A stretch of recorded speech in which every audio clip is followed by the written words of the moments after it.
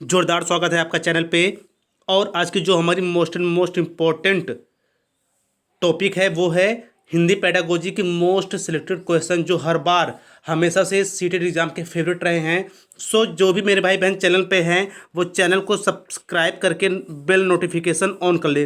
देखिए चैनल पे साथ ही साथ मैं आपको एक बात और बता दूं कि चैनल पे सीडीपी बूस्टर सेट के नाम से प्लेलिस्ट है, वहाँ पे जाइए और सीडीपी के मोस्ट वांटेड क्वेश्चन को देखिए जो कहीं ना कहीं आपके बेहतर स्कोर के लिए बेहद इंपॉर्टेंट है। तो चलिए स्टार्ट करते हैं आज की बेहद इंपॉर्टेंट क्लास हिंदी पेडागोजी। देखिए मैं हिंदी पेडागोजी सॉल्व करने की ट्रिक टैग के साथ साथ मैं उसकी जो इंपॉर्टेंट चीज़ें होती हैं कम समय में सही ऑप्शन को चूज करने का सारा कुछ पानी की तरह क्लियर बताता हूँ। इसलिए आप चैनल के साथ जुड़े रहिए और एक प्यारा सा कमेंट करिए और कम से कम अपने एक फ्रेंड को वीडियो आप जरूर शेयर किया करिए। तो चलते हैं क्वेश्चन नंबर एक की तरफ। देखिए क्वेश्चन नंबर एक में क्या कहा जा रहा है कि भाषा सीखने में बातचीत का इस रूप में सर्वाधिक महत्व है कि।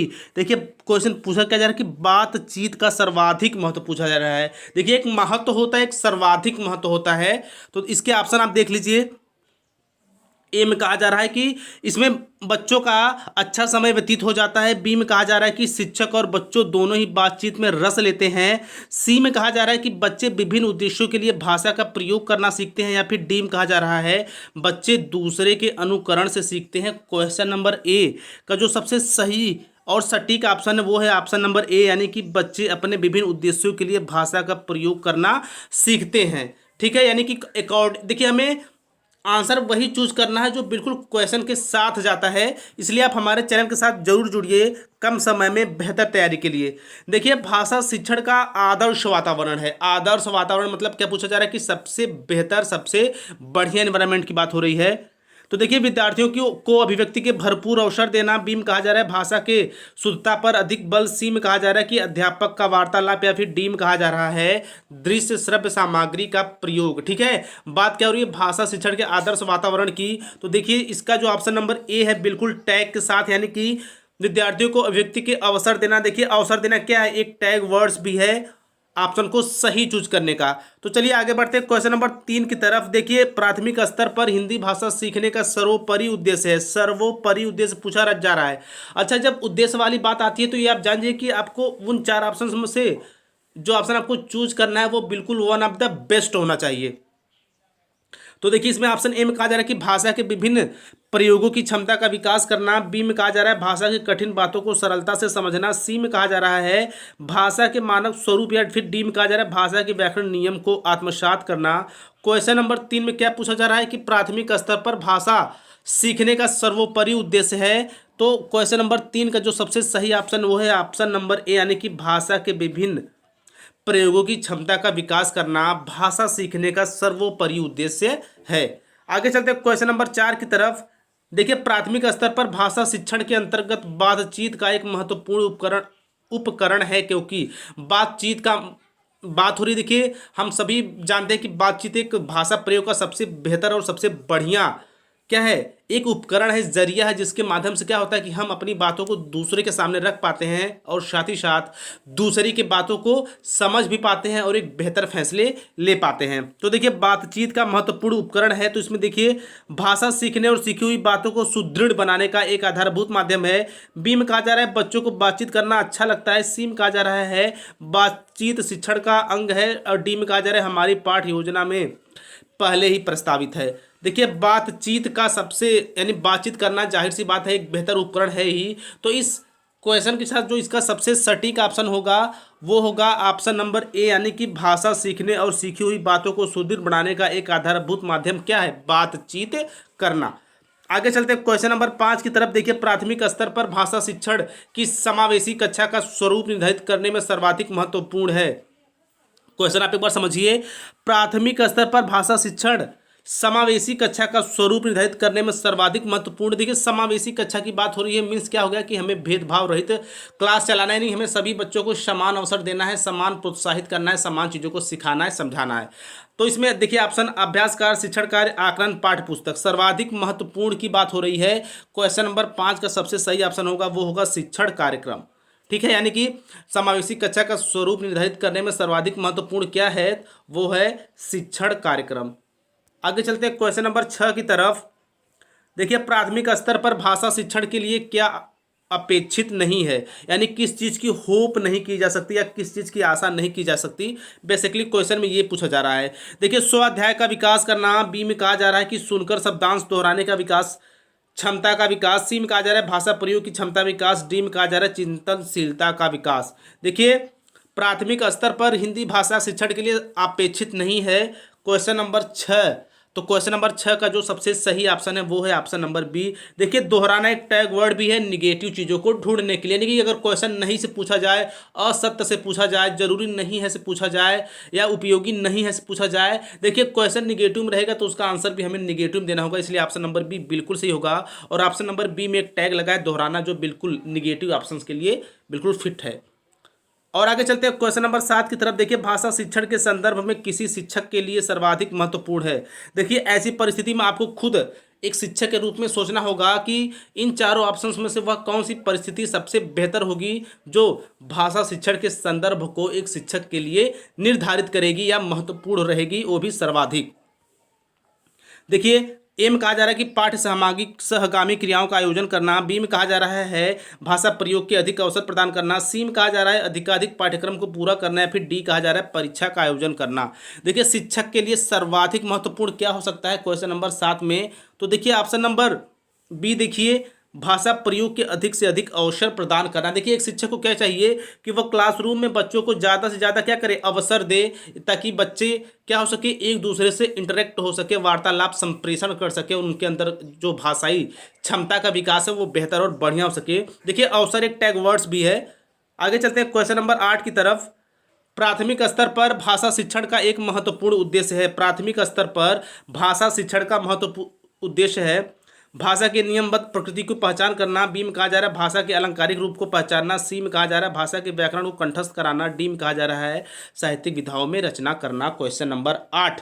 तो क्वेश्चन नंबर 8 का जो सबसे सही ऑप्शन है वो है ऑप्शन नंबर ए, यानी कि भाषा के नियमबद्ध प्रकृति को पहचानना प्राथमिक स्तर पर भाषा शिक्षण का एक महत्वपूर्ण उद्देश्य है। देखिए, महत्वपूर्ण उद्देश्य है तो क्या है, भाषा की नियमबद्ध प्रकृति को पहचानना, ठीक है, महत्वपूर्ण उद्देश्य है। आगे चलते हैं क्वेश्चन नंबर 9 की तरफ। देखिए, हिंदी भाषा शिक्षण के संदर्भ में आपके किस कथन से सहमत नहीं है। देखिए, नेगेटिव वाला क्वेश्चन आ गया, हिंदी भाषा से रिलेटेड, यानी आपको सहमत नहीं है।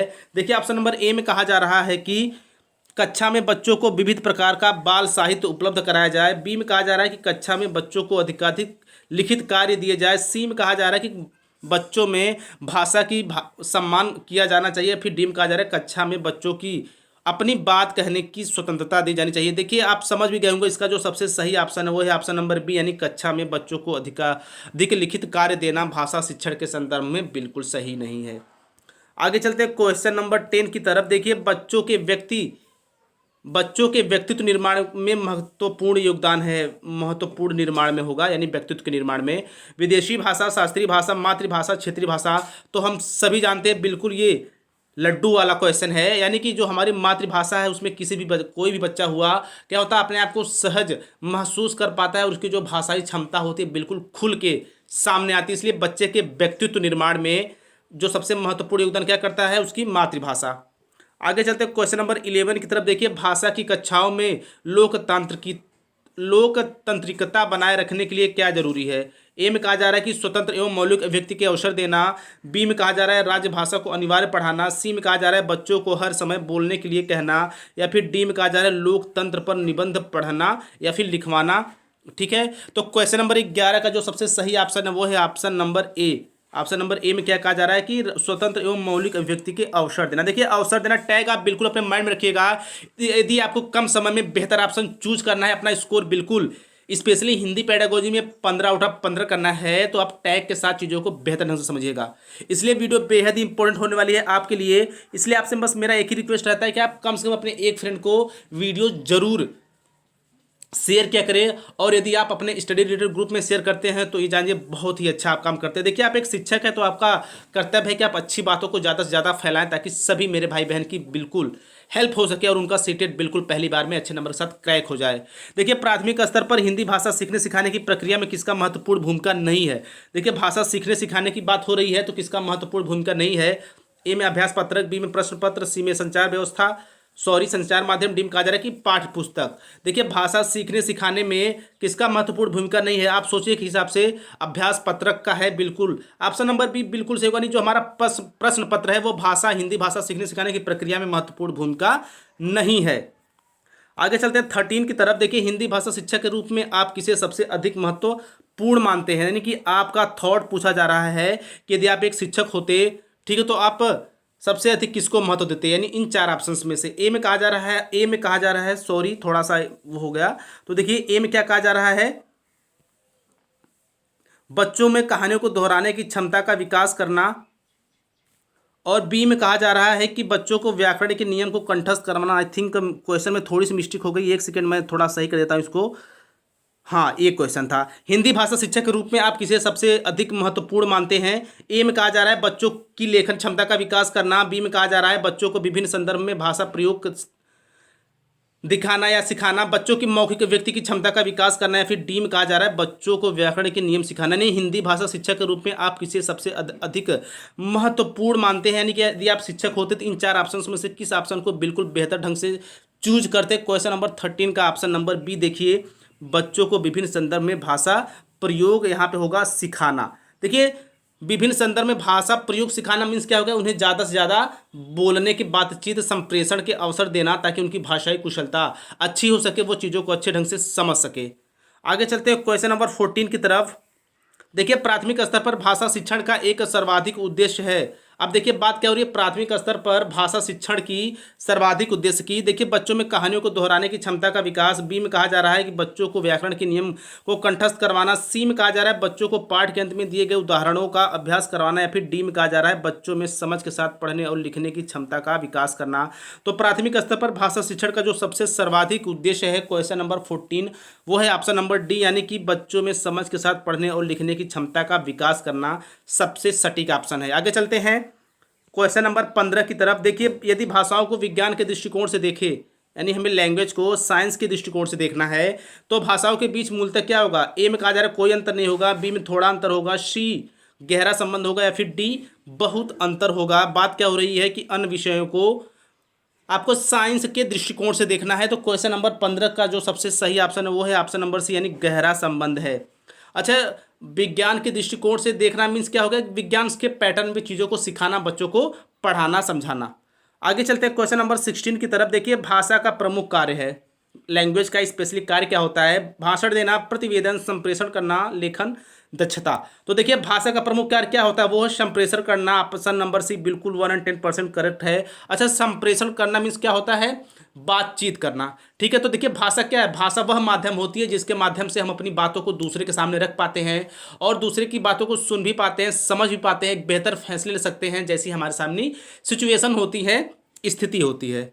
आगे चलते हैं क्वेश्चन नंबर 17 की तरफ। देखिए प्राथमिक स्तर पर भाषा शिक्षण का उद्देश्य बच्चों को पूछा जा रहा है। एम कहा जा रहा है कि बच्चों की बनावट के प्रति सचेत करना, बी में कहा जा रहा है सहज व्यक्ति के अवसर देना, सी में कहा जा रहा है मातृभाषा की लिपि की पहचान करवाना, डी में कहा जा रहा है कि व्याकरण नियमों को सिखाना। तो आई थिंक आप ऑप्शन को चूज कर लिए होंगे, क्योंकि मैं टैक्स भी आपको पहले की वीडियोज़ में बता चुका हूँ और इसमें भी बताया हूँ। तो ऑप्शन नंबर बी बिल्कुल सही होगा, सहज व्यक्ति के अवसर देना। देखिए सहज अभिव्यक्ति के अवसर देना है मतलब कि बच्चे को अपने आप को या बच्चे की बातों को रखने के ज़्यादा से ज़्यादा अवसर देना, यानी बच्चे अपने बातों को खुल के रख पाए, यानी वह संप्रेषण संबंधी चीज़ों में हिस्सा ले पाए।